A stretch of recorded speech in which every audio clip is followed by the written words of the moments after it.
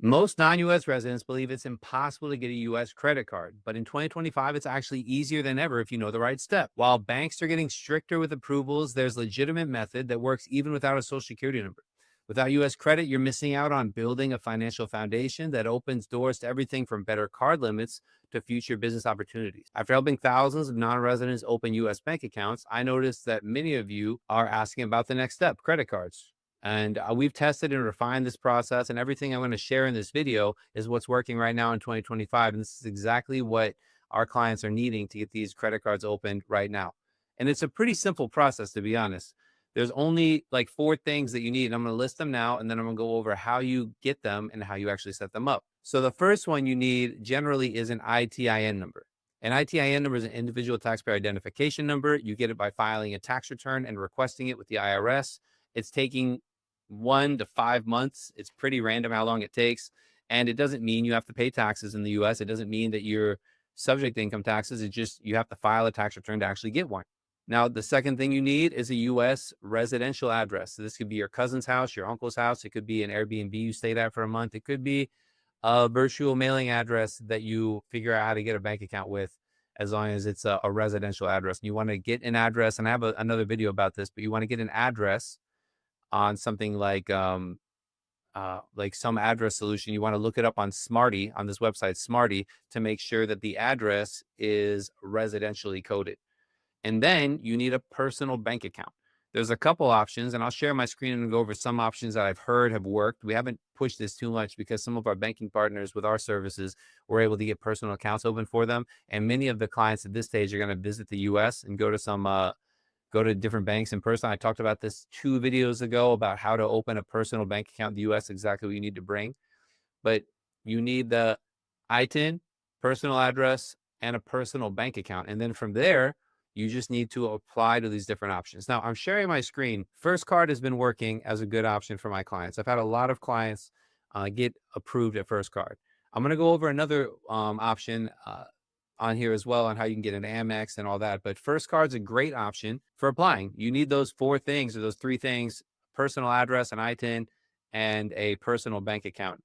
Once you get those things open, there's some options you can do it. I'm gonna share on here also. I would encourage you guys to try different credit unions. I just made a video before about how there's over 4,700 credit unions and 4,500 US national banks. Like, there's so many banks in the US. Most of them want to see you in person, or most of them want to meet you, but there are always options we're trying. There's not a good go-to option for personal accounts like there is for Mercury, for LLCs. There's not a Mercury equivalent in the US. I've heard this working for people, especially if you have, some proof of address. You could use a sublease document. I have that in other videos. But once you get this bank account, then you can go to First Card and apply for this card. I'm going to meet with these guys, I think, next week and go over some of their products and how it works and look at their platform. So I got to do some more verification. So I never got actually approved for First Card yet, but they're going to want a copy of your government ID. That's a great option. Once you get First Card, you can start building your credit. I got an email from a client yesterday. Oh, it was a WhatsApp message, and his credit's already higher than mine. He has like a 750 credit score by just having First Card open for like 6 months and by using it a little bit. And now with his ITIN, his credit score, he can go and apply for more credit cards and get more approvals. This website, Nova Credit, is really for power to underwrite anyone. Leverage a single platform to access unified consumer credit data from multiple sources. New to the US. So you're going to click new to the US. Basically, in this process, you're basically you're posturing as if you're moving to the US and you're living in the US, and they'll allow you to use the credit from your home country to potentially get approval. It works for Canadians. It works for different people. The idea is that you have an ITIN and you're moving to the US and you have an address where you're going to be living. So once you have that stuff set up, then you can get started. So let's go through it. Have you had a credit or loan? Or have you had a credit or loan and you're from Australia, Brazil, Canada, the Dominican Republic, India, Kenya, Mexico, Nigeria, Philippines, South Korea, Switzerland, and the UK? So if you're from any of these countries, let's say you're from the UK, you put next. Do you already have an SSN or ITIN? Yes, you have an ITIN. Beautiful. Do you already have a credit card or loan in the US? No, don't.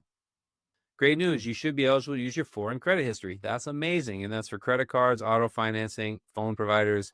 You can use Tello for the phone provider. I have another video about that. But let's look at these credit card options.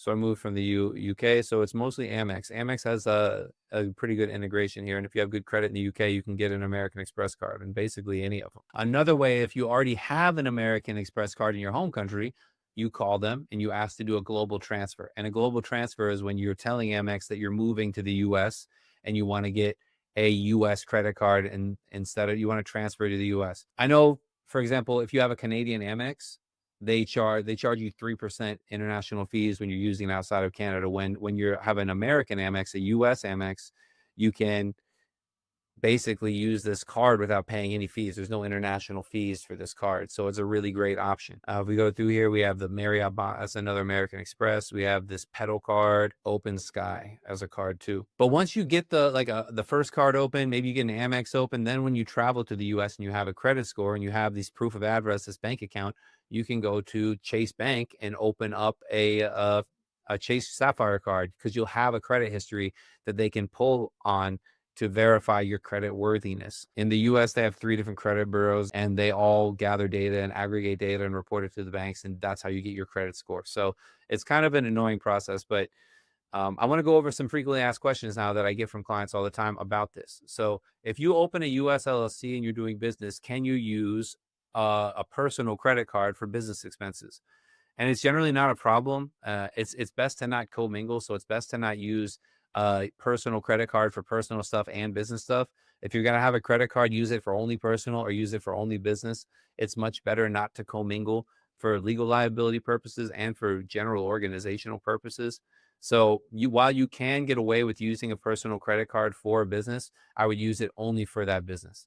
And that's a question I get all the time. It's not really a problem. I have a credit card in one business name and I use it for another business.